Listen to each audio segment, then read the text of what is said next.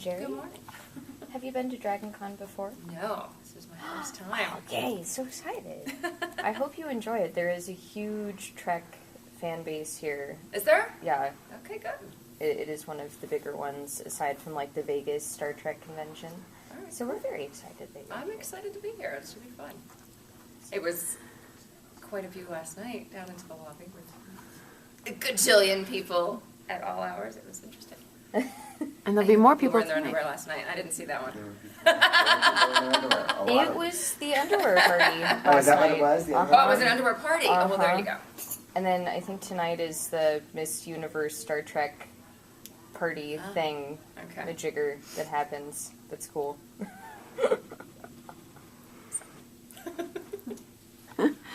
Well, I mean, I'd love to go ahead and just jump right into asking you about Star Trek. Okay. I grew up watching Star Trek Voyager, and I always loved 7 of 9 and Captain Janeway. And I just want to understand your experience working in Star Trek and working as Seven, because she was such a strong character, and I think they focused a lot on who she was as a character. And so often sci-fi can be more about like sexuality and, you know, oh, this is just a pretty figure, but Seven, I think, really contributed a lot to the show. And just your thoughts on kind of who she was and portraying that character. She was so much fun to play. She was such, and I use this word a lot, but she was such a gift as an actor. Because the fun of acting is pretending to be different people, obviously, and getting to live completely different lives. And the growth of your character over the course of a story arc, whatever it is, if it's a movie, then it's that one story. If it's a TV series, you've got seasons and seasons to carry out this character's development. And it is so rare to have a character with that much growth. I mean, she started out not even human, so there's a huge potential for growth. And it was amazing. It was so much fun to be able to explore all of that with her. And when I was cast in the role, my son was 2.5, I think, at the time, who's now 20. That's scary.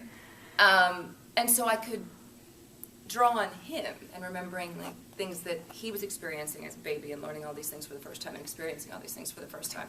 And Seven was so childlike in that way too, because all of this is a first for her as well. And I love that. Did the creators ever give you direction as to where they were hoping to take Seven over the course of the series, or was it all sort of, you know, kind of as they went along, or were you able to build off kind of what they gave you to create her character? Well, I mean, you have to build off what they give you. Yeah. She was the wild child. They wanted, because she was basically, you know, a child raised by wolves in the woods, for example, and had never been around society. And so she was very much that. And so they wanted her to not be Data, but be the Data type character who's, you know, on the outside commenting on humanity. From a different perspective than the Doctor did, because he was the same situation. He's a hologram. He wanted to be human. He wanted to experience all those things. But so that was kind of turned into a fun relationship as well with Seven and the Doctor, because he was sort of being able to live vicariously through Seven, I think. And so that sort of Svengali kind of relationship that they developed was fun too. I love the episodes in which you sang. Oh, thank you. I mean, that was just such an awesome treat to see this character that we're all expecting to be, the robotic, the inhuman type, have this beautiful, amazing voice. No, you're very sweet. Thank you. So it was fun. All of it was, I mean, she was a great character to get to play for 4 years. She was a treat. Of course it sucked, but the character was a lot of fun. I was going to ask I remember hearing or reading something about you having to wear the heels and, like, not wanting to always wear the heels if you didn't have to. Is that true? Is that something I pulled out? Yeah. And I want to say something on the record, because I get a lot of flack about freaking heels. Every female character on that show wore heels. Janeway wore heels, too. They all did. But these were a little higher. But yes, the heels sucked. I mean, you don't want to wear them all the time, all day, for 16, 18-hour days. So they had to, because it was a one-piece bodysuit. And so Robert Blackman, God bless him, man's a genius, he was the costume designer, Velcroed the bottom of the feet so that they would slide on and off, didn't get the shoes up. So I was patting around in slippers most of the time.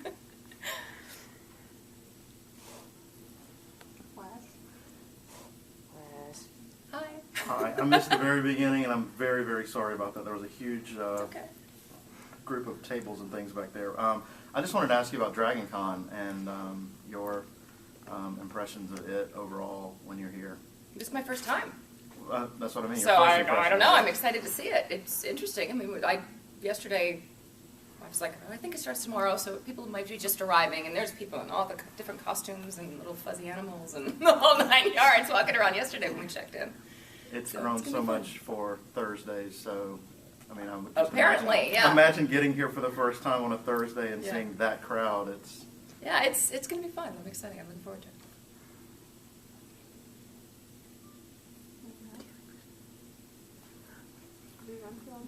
No, I have more. I don't want to. I don't want to monopolize time.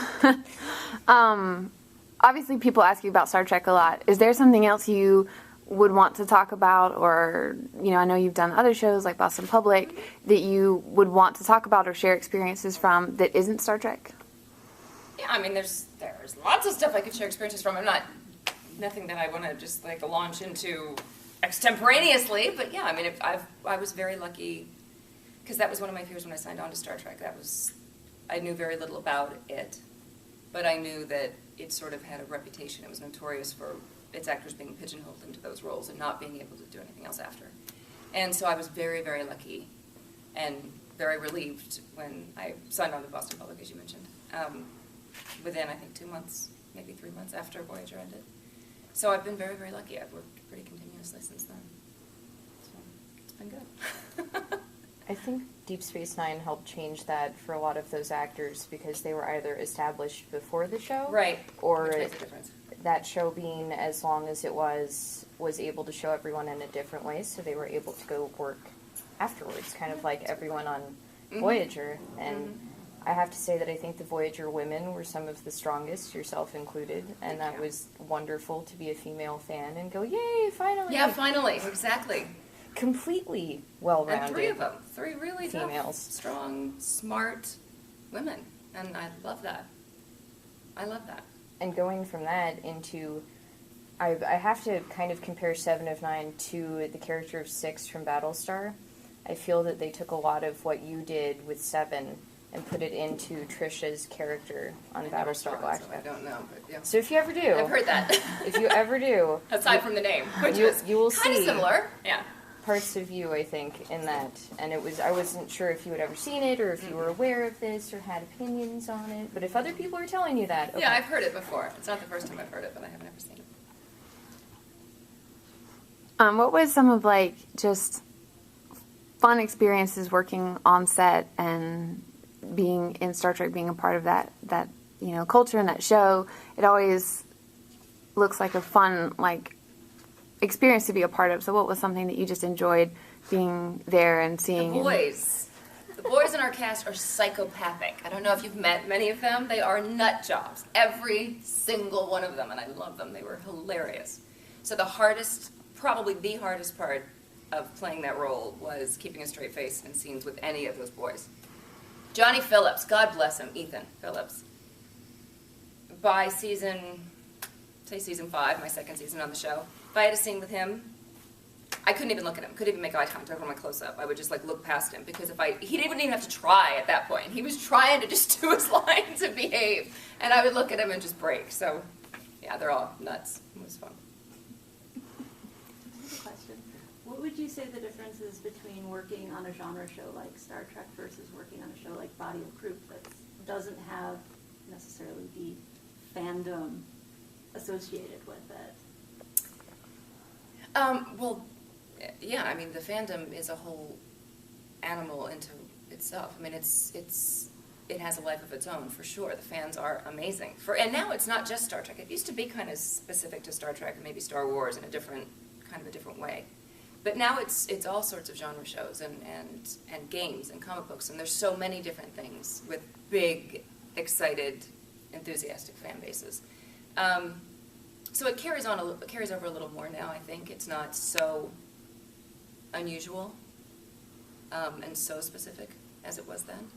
But Star Trek fans are amazing, and so many of them will follow you to whatever else you do. They're so loyal and so just great. I mean, they're very enthusiastic and passionate, and they love the show, and they love everything about it, and they love anyone remotely peripherally associated with it, and it's great. Was there a moment after you started on Voyager that you realized there was that fandom and that dedication? Were you aware of it before you were on Star Trek? I was aware of. Everyone's aware of the fandom for Star Trek. I mean, that's before you're aware of the show, you're kind of aware of the fandom for Star Trek. And so that I had known about. Rick Berman, who was the executive producer of the show, I think it was, I had gone to the set, I think it was like my first wardrobe fitting or something after I'd been cast. And he said, "You're getting on a moving freight train, and you have no idea how fast it's moving until you're on it." And he was so accurate. That was such a good description. Was there any merchandising that came out, like action figures of Seven? Well, I was going to say, that when you saw it and you were like, wow, that's me, or that's my character, yeah. was that kind of a so weird... many things, and it's crazy. And I remember I had to take a picture with it for the cover of some toy magazine when the first like little statuette kind of thing came out. And then you get your first action figure, and that was cool. And then the Hallmark ornament I was particularly excited about. So I hang on our Christmas tree every year. It's pretty cool. I have that ornament. And I have a plate. And there's a lot of stuff. And now, the full-size, life-size statue things are a little creepy. That's a little disturbing, but the rest of it's cool. You don't have one of those up in your house? Not too many. Not in the living room. Any cosplayers that have at conventions that have even frightened you or impressed you with their work? Oh, there've been a lot that impressed me. I remember my first experience of seeing somebody dressed as Seven was when I was in Las Vegas for the opening of Star Trek: The Experience. Do you guys remember that? And I had to get up to do one of the East Coast morning shows, Good Morning America, or one of those shows. So it was really early in the morning. It was like 4 o'clock in the morning. And we had gotten down there, and they weren't quite ready with the setup, so they sent us off for like half an hour. So we were sitting in the little all-night hotel restaurant or something. And this man comes running over to the table and he's like, "I'm sorry to bother you. I just had to tell you that my wife is in the bathroom getting dressed as you right now. 4 in the morning. I was like, okay, cool. And then she comes out a few minutes later, and she looked amazing. She had made the pieces out of FEMA clay, and Elmer's glued them to her face and made this very elaborate costume. She looked great. Wasn't real sure about the timeline, why it was happening right then, but whatever. Some great drag queen 7 of 9s, too, I've seen. Really good ones. They get the height. Yeah. I think we have time for one more question. If you could be in any other Star Trek, not Voyager, which one would you like to be in, or do you know? I haven't watched them, so I don't Okay. know. I saw a couple episodes of the original series, and I think I've seen a couple episodes of Next Gen that my son has shown me over the years because he's a fan. I don't know. The original series, probably. It was groundbreaking. Truly groundbreaking. So that could have been fun.